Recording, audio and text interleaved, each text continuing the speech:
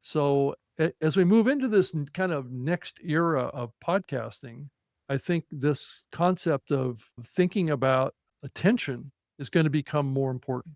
I think we've gone through this phase of counting downloads, and then some of the platforms have thought about, this concept of audience.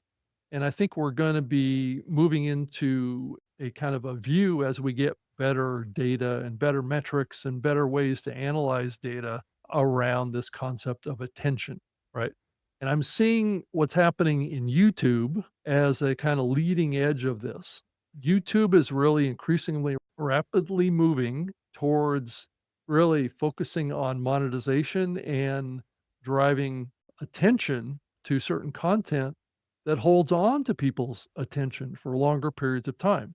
And that's typically translated into time spent listening. So really what I'm gonna do tonight is kind of unpack this concept for modern creators as we see the tools kinda catch up to what the opportunity is here to use a systematic, data-driven approach to grow. And we're seeing some creators start to do this right now in an increasing way. I keep hearing more all the time around creators that are starting to use what's called a data-driven approach, right? Which is iterate, try different things around your artwork, your metadata, your titling, and figure out what works best, right? And what we're starting to do is really take this feedback relationship that we have with our audience increasingly from data and the ability of AI to analyze this kind of process to give us better insights, right?